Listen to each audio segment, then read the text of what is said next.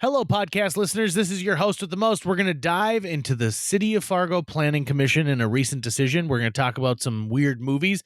And for some reason, Tucker thinks that he knows how to fix those Marvel television shows that were on Netflix. You'll have to find out in this episode of JJ Meets World. And by the way, if you'd like to help support our podcast, visit jjmeetsworld.com where you can donate to our Patreon, pick up some killer swag at our merch shop, or click the link to Apple Podcast and give us a 5-star review. 1, 2, 3, 4. J.J. Gordon, sort of like that Indiana Jones, in that he's always sniffing out his next adventure. Yes, he is. He's always interviewing guests so he can have them on his show and they can talk about pop culture, arts, and leisure. J.J. has his flag unfurled and he likes his french fries curled, and he's fun and then he twirled as he goes to meet the world. He will march into the rain even if his ankle sprained. Take a peek inside his brain. This podcast is called J.J. Meets World. Tucker, I want to bring in some very specific Fargo news because it's something that's bothered me since I got my first apartment ever. And that is Fargo has a little bit of a situation going on. Down near where I live, there is a road called Flickertail Drive. And when I was in high school, a kid I know named Andy used to take masking tape almost every single day and change it from Flickertail to Fuckertail. Just by adding, it was all capitals, so all you had to do was just add a little bit of masking tape to the L and the I and complete the circuit there. But that's perfect. The residents of Flickertail Drive have recently approached the City of Fargo Planning Commission and said there are not 1, not 2, not 3, not 4, but 5 unrelated college students living in a single house. And the City of Fargo, in its code, says no more than 3 unrelated people may be in the same dwelling living together. Now, what's interesting to me is these are all college students, and some neighbors have actually said we have had no problems whatsoever. In fact, they're very nice and courteous young men, but we don't want our neighborhood to be ruined by 5 unrelated people. Oh, think of the cars and the destruction. So a couple from California whose son was attending NDSU came to Fargo over the summer, found this house, remodeled the inside of the house so that it could be 5 bedrooms and, have 5 people living there. The realtor never brought up the fact that there's this city code. The contractor never brought up the city code. And when it was brought to their attention saying like, hey, you've got 5 unrelated people, that's against city code, they said, oh, okay, well, what can we do? And they said, well, you can apply for a permit. So they apply for a permit and then were denied the permit. So this couple from California is, in my mind, at least trying to rectify the situation in some way, shape, or form. Now, here's the issue. When I was getting my first apartment, I was denied because it was going to be myself, Cody, who was just a guy I lived with at the time, and Phil Lund. And we were going to get an apartment together, and they said, nope. We don't allow 3 unrelated men to live together. And when I said, but I mean, it's a 3-bedroom apartment. Who are you expecting to live there? And he said, well, we have 3 guys. All of a sudden it's 6 cars because you're all having girls over. Little did he know that we were not having girls over at all. We were not the Lotharios that Park Place Apartments thought we were going to be. But like, that's something that always kind of like torqued me off. And then I, as time went on and I found out that Fargo actually does have a policy within the city that says no more than 3 unrelated people. Now, I'm going to admit right here on this podcast that I've broken the law. At one point, it was Jill, myself. We were not married, but we had been together for more than 6 years. And then our friend Sean and our friend Dustin all living in the same apartment or the same house for one summer.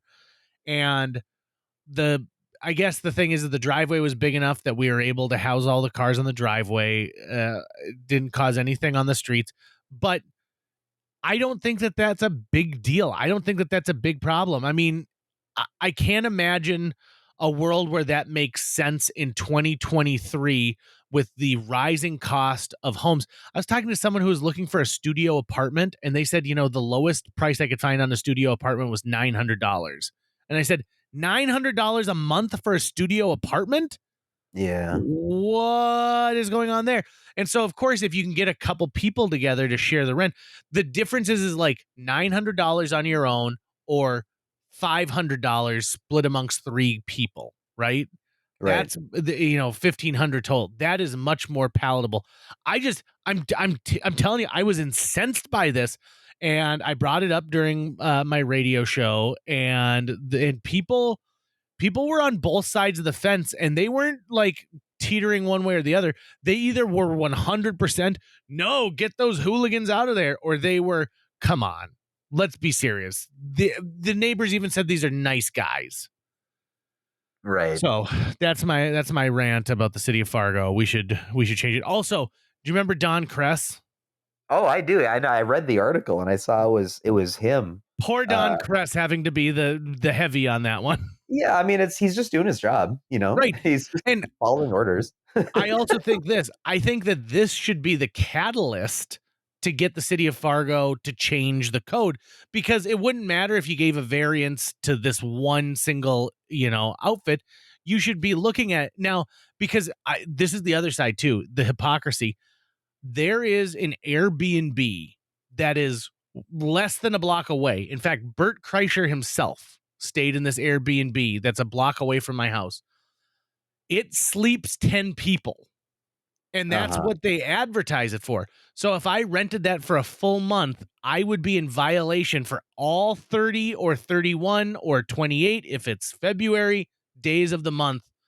And we don't check up on Airbnbs. We're not limiting the number of people who can stay in an Airbnb. Well, and it also seems to me, and I'm uneducated on this topic, so I'm more or less wondering, in the way that they're talking about the kids in the house, they're not saying, oh, there's too many people here. They're saying the people who are here are not related to each other. And my question is, what does that have to do with anything? I can understand if they had 20 people living in there, right?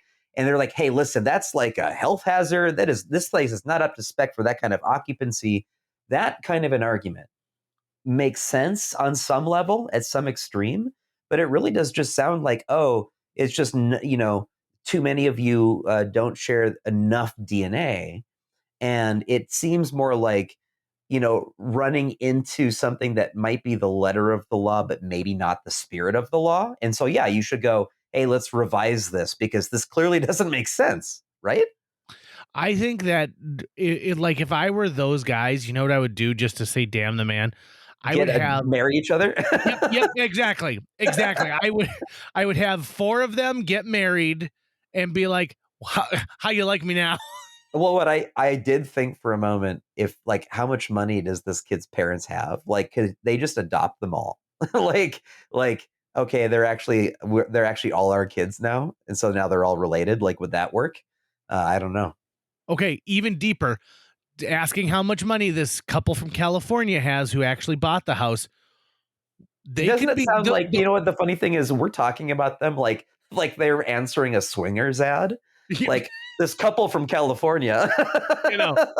We'll call them Brad and Evelyn.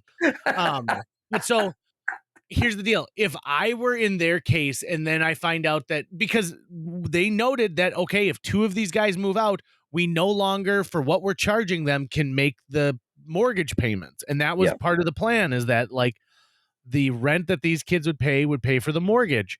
So I would just let the house go to shit.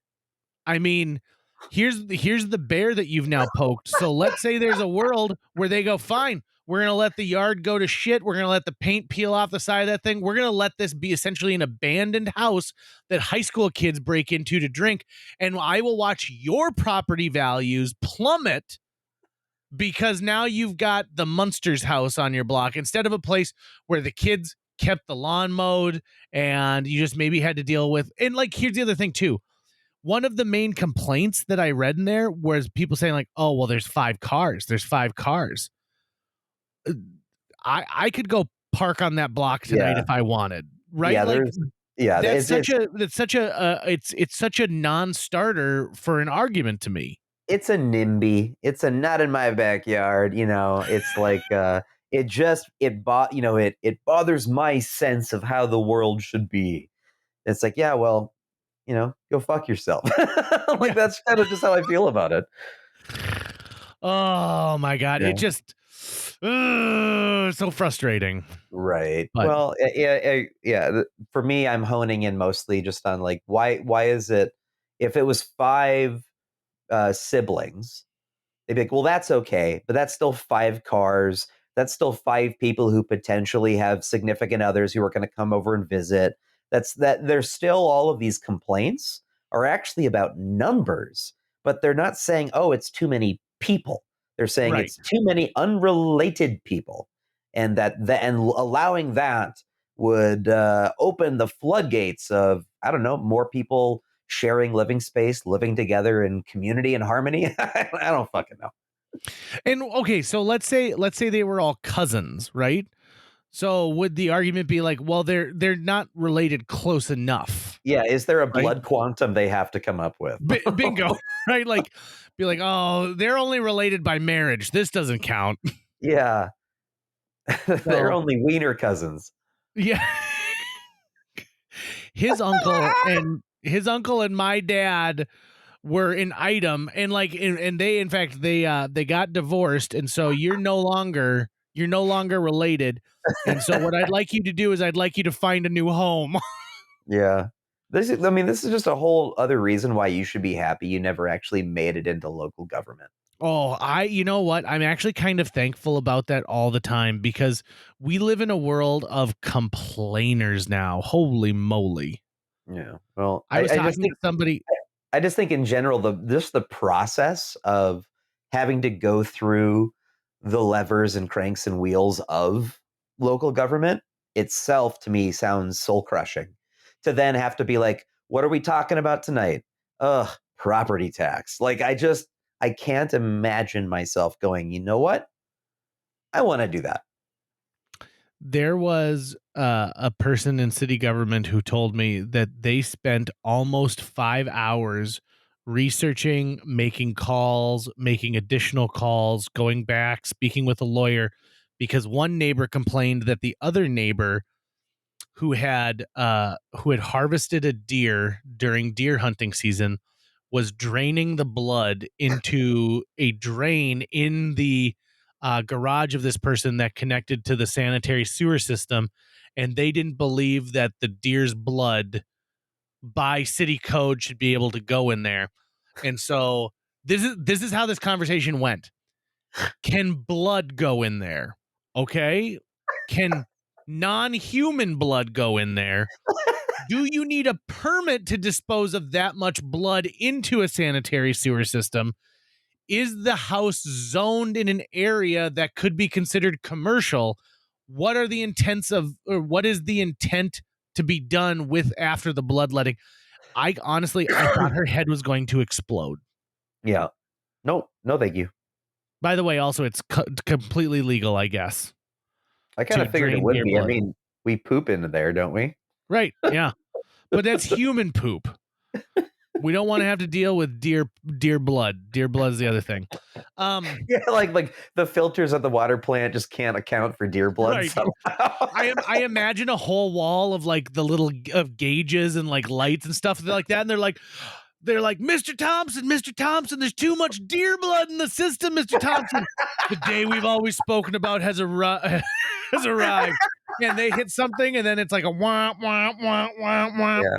And People and then I start having imagine what we do kids. is we just send all that blood over to Moorhead. Too much deer blood in the water. Okay, so I didn't get a chance to do a year in review when it came to movies.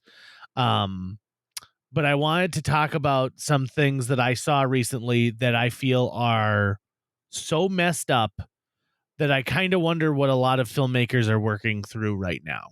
Okay. So I'm going to start with this. I saw the movie I saw the movie Saltburn, which is getting a lot of attention on social media for a couple of scenes that people feel are uh, both in poor taste and ultimately erotic. And I gotta say, right, Jill and I watched this last weekend, and I don't really think that I think they're making a bigger deal out of it than it deserves to be. If I'm gonna be honest, like I've seen way weirder, disgusting stuff in movies than Yeah. what they're talking about here. Have you seen Saltburn by any chance? I have not. Okay. I'm not going to take away this piece You've because it is sold me kind on of it, a though. plot. Like your description has sold me on it, though. So Like I'm ready. I gotta watch that. Um, there's also, I will say this: there is the most full frontal male nudity I have seen in a movie since the movie Euro Trip. In this one, um, by the way, if anyone watches the show to call Call the Midwife, which I love, it's a BBC show about midwives in the '60s in neighborhood of London. Emerald Fennell is also Nurse Mount, plays Nurse Mount in that. And Emerald Fennell, who shot to stardom with her film Promising Young Woman, starring Carey Mulligan, which I really loved. I thought that movie was awesome.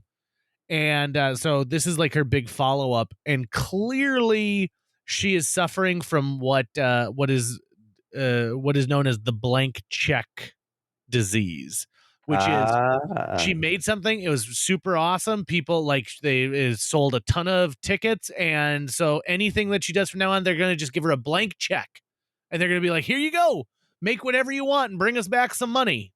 And in this case, Amazon wrote the check for it. And if I know Amazon, they probably gave her buku bucks for this. Yeah. And you know what? Ultimately, I didn't care for it. I was like, meh. What's the premise?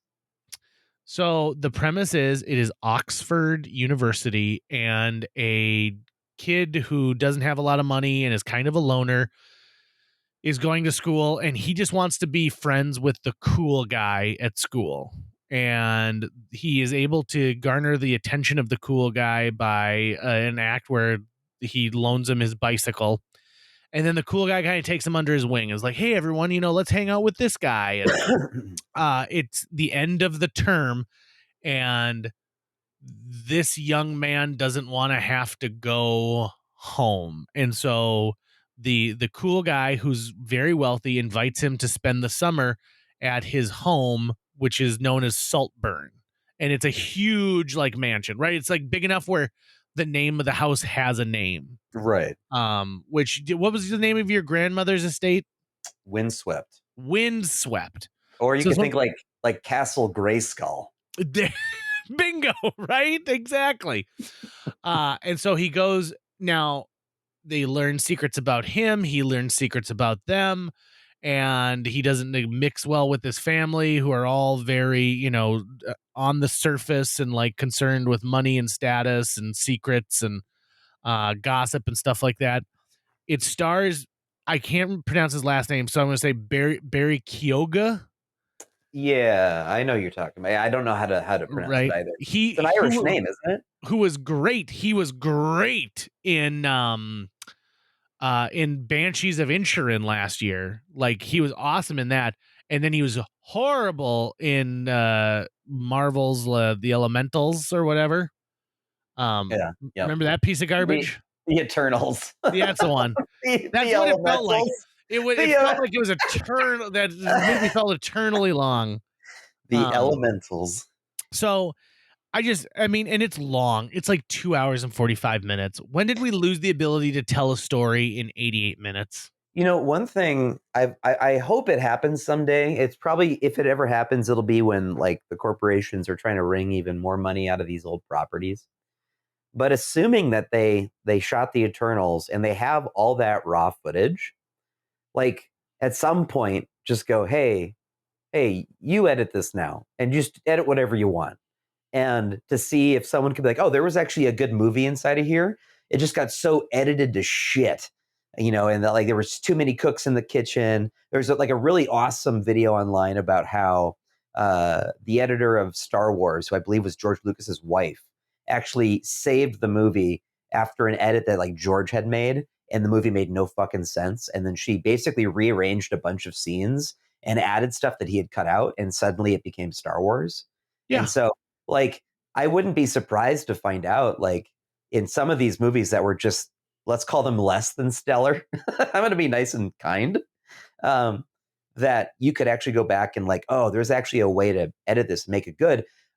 Even though the Snyder cut has its problems, I still think it's, leagues above the Whedon cut of Justice League. And so like you really can make or break a movie in the edit like that. Oh, I agree wholeheartedly. And easily some of my favorite movies, I'll say this. I have watched movies where I've watched the director's cut and be like, boy, it's a good thing that somebody stepped in because they Yeah. really mucked that one up. And then on the flip side, I've watched a director's cut and I'm like, oh my God, by adding 5 extra minutes in this movie, the emotions run so much deeper and the plot makes so much more sense. And so I think an editor's role is sometimes underappreciated. Yeah, I think it's possible I'm sure some fans have done it because since everyone can basically edit pretty simply now, like there's a ton of fan edits of Star Wars and other stuff where they, kind of go, hey, if you make these cuts, it's actually more palatable. I think you could probably do something like that potentially with like the Netflix Marvel stuff, like the Defenders. Because like the Defenders TV show was so boring and it just sucked. But I wouldn't be surprised if you could trim all of like their individual shows and then some parts of the Defenders down into like a kick-ass like 2-hour movie, right? Sure. I One think that like really moves and it's got action and all this other stuff going on, and like it would be interesting. isn't it interesting how we've gotten to a point now where uh like it used to be that you didn't want to be on TV because movies were where it was at, right? And then all of a Right. sudden you have people who are like, no, TV is great because you can let something breathe for like 8 hours. Yep. And then movies are like, hey, no, don't worry. You can make a movie 3.5 hours long. That's fine. Yep. And I'm telling you, a tight 88 minutes. Yeah. Like, And if I was, ruler of the world and was able to make any kind of media that I would want, I would love to do like an adaptation of some superhero team. Let's say something with 5 or more, so X-Men, Avengers, Justice League, or anything like that. And do it as a mini series where it's only like 60 minutes an episode, and the first like 5 or 6 episodes are just specific to each individual character. So it's oh, like, oh, it's Storm this week. Oh, cool. What's Storm going to be like? And you basically tell effectively a feature-length film, a short feature-length film about Storm, right? And then you have some team up episodes, and then you get a full episode like that together. And like that would have been so much more interesting than I think stretching out the Defenders over like 5 different series and the series itself, because they were just playing for time so much. I can't believe I'm reviewing an old Netflix Marvel show right now. but but like I remember watching Iron Fist and Luke Cage and large parts of Jessica Jones, where it's literally just 2 characters standing in a room talking at each other about what I need to do and how what you want me to do is not what I'm going to do. And it just was scene after scene of that, just fucking filler. and No okay, storytelling whatsoever. let's broaden this outside of like just the realm of like movies and television shows. I think a lot can be said about being a little more concise sometimes. Some of my favorite podcasts clearly have said these need to be at least blank minutes long. And there's somewhere I'm like, you guys you should have given up. Like you didn't need to stretch it out this far. Like I would have enjoyed this if you had cut the last 20 minutes out where clearly you had no plan in place for what's going to happen. This happens with fast food restaurants all the time. I do not need another condiment. I need you to make the other condiments greater and better. Yeah. I need more Right? meat. I need more meat on the bun. Right. Where's the beef? We've been saying it for decades. Okay, so my other movie that I want to throw out there is I went and saw a movie called Poor Things. And This is a movie that's super messed up, and I can't stop thinking about it, and I really liked, but I can't recommend to anybody Really? because, yeah, because I would say 90% of the movie going audience would go see this movie and then slap me in the face and tell me I'm never taking another recommendation from you again. And this is the reason why. I'm going to give a brief synopsis of the movie Poor Things. Talented surgeon slash mad scientist Willem Dafoe, who was experimented on when he was a child in a lot of horrific body experiments that his father did, is now on the search for his next great conquest, which happens to wash ashore when he finds the dead pregnant body of Emma Stone. He takes the body back to his lab. He finds out that the fetus is not alive, but there is still brain activity going on. So he does a cesarean section, takes the brain out of the baby, puts it in the full grown mother, brings her back to life. And the movie starts with her like having to like learn how to walk, like her motor skills are catching up because it's a full grown body with the brain of an infant. And then from there, the movie takes off, and it's set in this weird, like Victorian kind of era, but they have electricity. Mark Ruffalo gives the best performance ever as this foppish kind of dandy who sees her as just a sexual object. And every line he delivers is so it is a master class in acting as a buffoon. Huh. Like it is so good. Willem Dafoe amazing in this movie. And so it is about, at one point she essentially discovers what like sex is and sexual contact, and she uses it, and so it's learning about the feminine wiles and like what it means to own your own body as a woman. It also is about how what makes somebody a person, right? Because she is the it's the her it's her body that belonged to her mother, and it's the brain of this child. So is she the person she is today, or is she the person that she was before she died? It is just very it's very interesting. It is shot in a style that is very, very unique and very off the beaten path. um like fisheye lenses, low area. The score evolves as her brain activity evolves. So in the beginning, it's kind of stilted and like dung dung gung gung, and as she becomes more refined and as she's able to learn more, the score is like dung dung dung dung dung dung dung, and I am really over the moon. And so Jill and I left that movie and I said, "What'd you think?" And she goes, "I don't know." And I said, "I know I liked it, but I can't tell you why I liked it." And we Mm. both had a nightmare about it that night. What's And so funny to me is that I haven't seen the movie. I've seen the marketing around it, and the marketing around it just makes it seem like it's a quirky Tim Burton film. it it like 100%, this script could have been adapted and made into a Tim Burton movie, and thank God it didn't, because the Yargos, I can't remember what his last name is, the director does things that I think Tim Burton would have like focused on more, and just lets them, like, for example, the house that she lives in is populated by half pigs, half chickens, a dog with the head of a cat, like all of these weird things that this mad scientist by Willem Dafoe, who by the way also gives a stellar performance. I would like him to win a best supporting actor for this movie. Wow. And if not him, it's got to go to Mark Ruffalo. And so it like I think Tim Burton would have focused on the wrong things and like had just completely like honed in onto them. You know what I'm talking about? How he kind of has that 100%. that problem. Yeah, totally. And so yeah, I'm telling you, it's super messed up. And even while we were in there, there was an old couple who got up and left about 30 minutes into the movie, and the guy just kept going, garbage, garbage, garbage, garbage, garbage. And the wife kept staring at the movie while she was essentially being like pulled out, like, by the wrist. And I kind of wanted to be like, hey, listen, old man, we'll give your wife a ride home. She's fine. Yeah. I, Like we'll take care of it. I don't know why that gives me some level of joy. Not that someone thinks it's garbage, but just that he had that emotional reaction. He's like, "Fuck this." Yeah, he was done. Well, and he probably saw a trailer and was like, "Oh, I love Tim Burton." Yeah.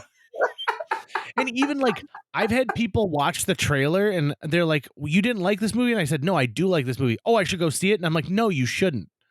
Because I'm telling you right now that unless you approach this movie knowing that you are about to watch something that is wholly messed up, and I was trying to think of the thing I would compare it to, and oh, what was that movie with Stephen Root back in the day?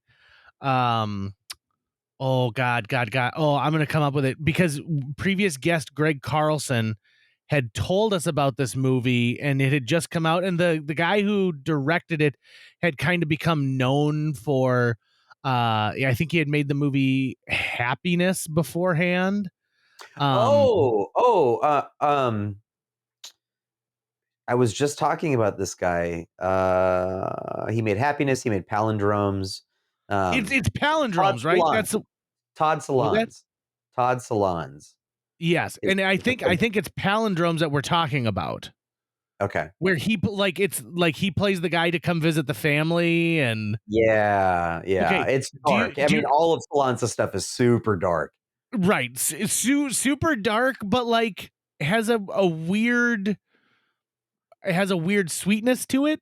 I mean, I love his stuff, but it's fucked up, and it is the kind of thing where I go, I don't know why I enjoy it, but I do. But I also wouldn't recommend it to almost anybody. Right, and that's the exact situation that I find myself in this, and in a funny way. I'm really intrigued now. I guarantee you that this is up for Best Picture. I guarantee you Emma Stone gets a Best Actress nomination, Best Director, and there are going to be a flood of people after the Academy Award nominations come out who go to see this movie and go, "What the goddamn did I?" Why? I My love God.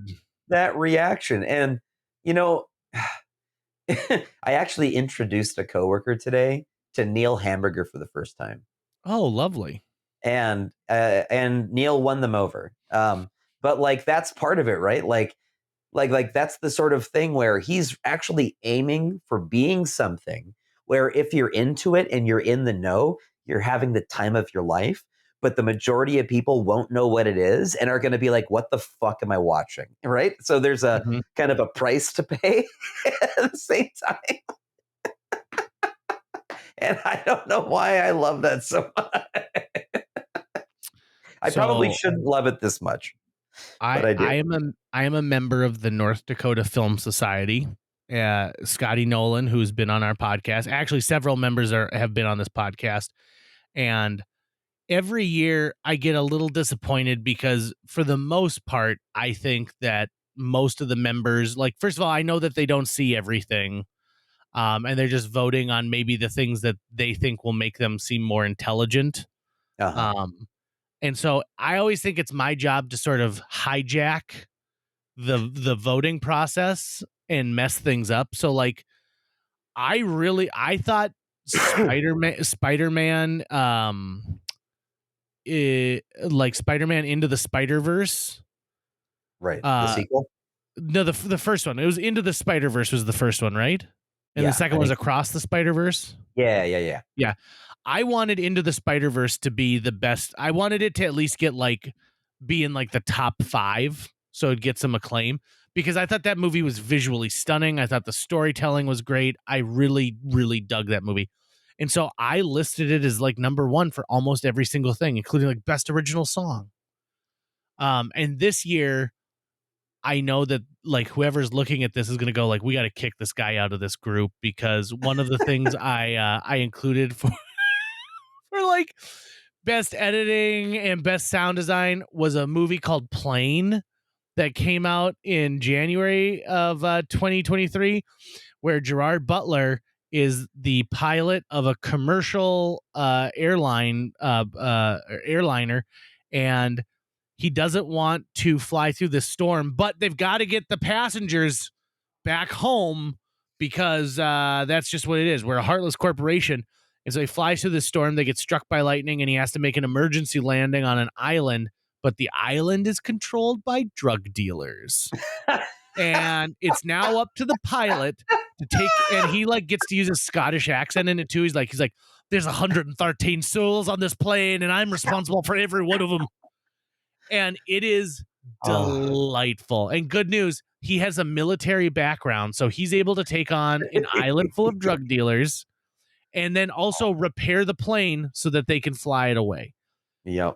I Got can't special wait ops for the training. sequel, which has to be called Boat. Right? It's got to be. Maybe jet ski, but I'm thinking it's probably Boat. Oh God! And so sometimes, every now and then you just have to, you have to have a little bit of chaos in your life, Yeah, and hey, fast food is good for you sometimes too, right? You got to live Right. it up a little bit. I just want the dopamine hit sometimes. I don't need to be changed emotionally. I just want something that's going to allow me to eat Raisinets and popcorn for an hour. The only time I ever served on like one of the committees for the Fargo Film Festival, where you all watch the movies and then you kind of vote on them. And I served on the animation committee once. And so we'd all watch the movies and then we all got together at Greg Carlson's house. And most of us didn't know each other. It was like a circle of 10 or so people there. And so we went around the room introducing ourselves. And you're supposed to say either your favorite movie of all time or the best movie you had seen that year. And so people are going around and it's a lot of, Citizen Kane or something from Tarantino or this or that. And as it got around to me, I thought I would be funny and we would all have a good laugh. And so I said, Paul Blart Mall Cop. And no one said anything and they just moved on. And so forever, I was like the Paul Blart Mall Cop guy. And I was like, I don't think I want to be on these groups anymore because no one was into that. Dude, I mean, I know I've told you this story. My first day of film school in Chicago, I was in a class called pre-production. And in it, we were going to learn how to essentially take something from a concept and work it into a script and figure out a shooting schedule, all this stuff.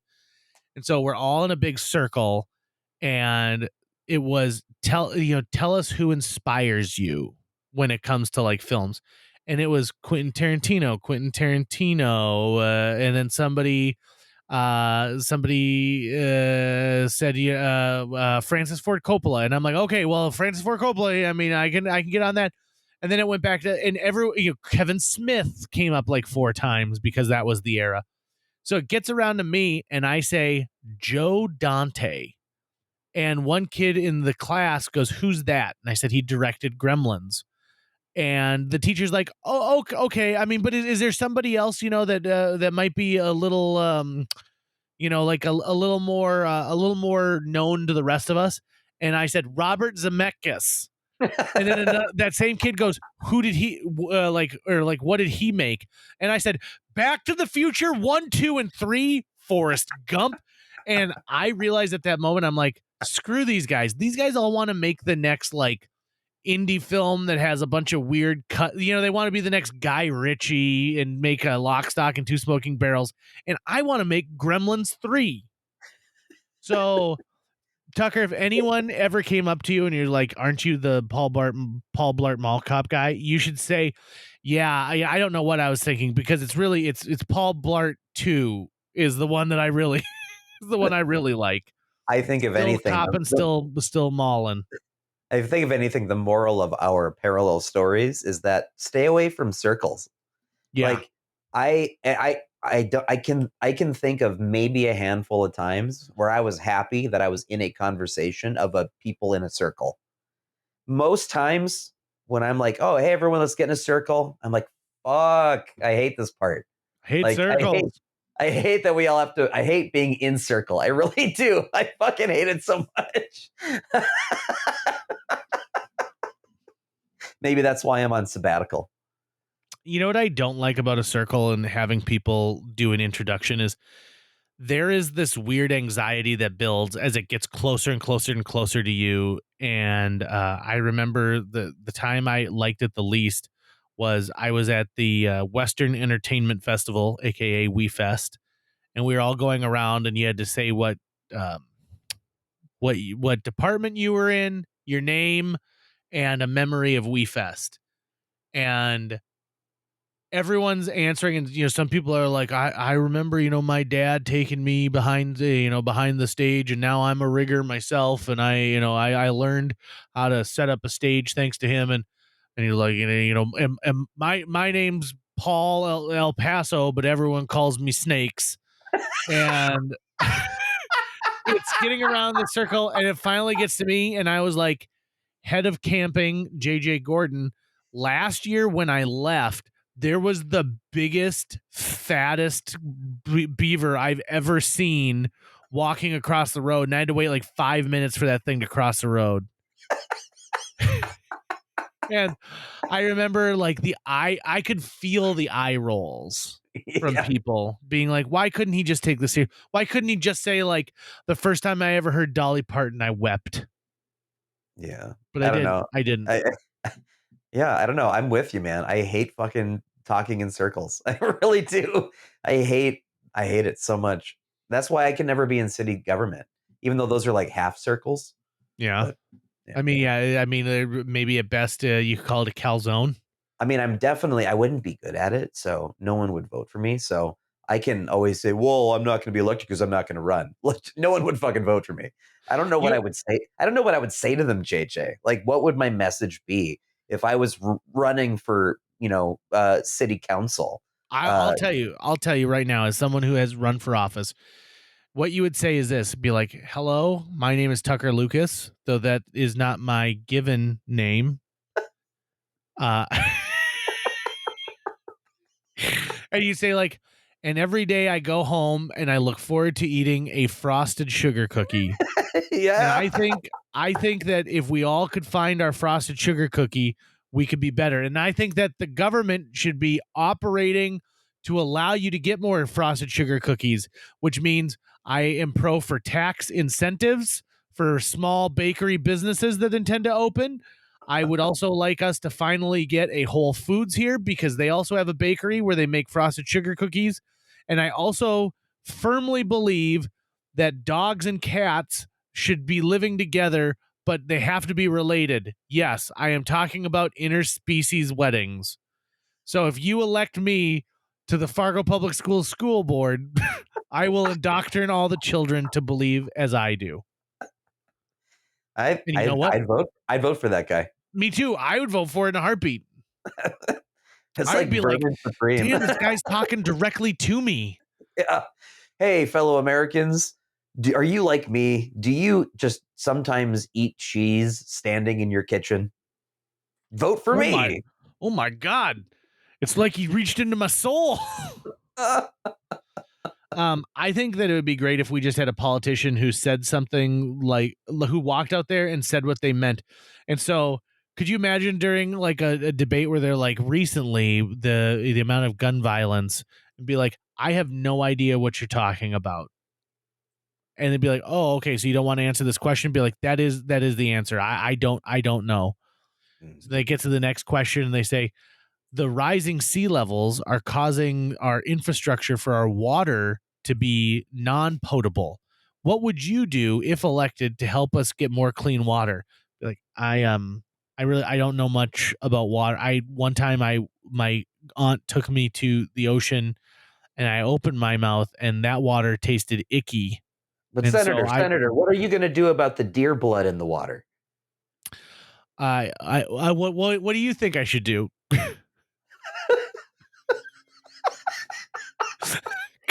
Yeah, you were made for that job. You should run for office again. I honestly think you should. I think it's a terrible idea, and I think you should do it. I'll tell you right away, we're going to get rid of the local celebrity tax right off the bat. We're going to get, the thing is pulling me down. I can't take it anymore. Yeah. Do you think that Scrooge McDuck would vote for Donald Trump? That's a really good question. I don't know. Actually, you would know better than I would, because you are a scholar of Scrooge McDuck and the McDuck clan and all of that. So I mean, I know that obviously he loves money and he worships wealth, but it seems from my understanding that would be the only thing that they share.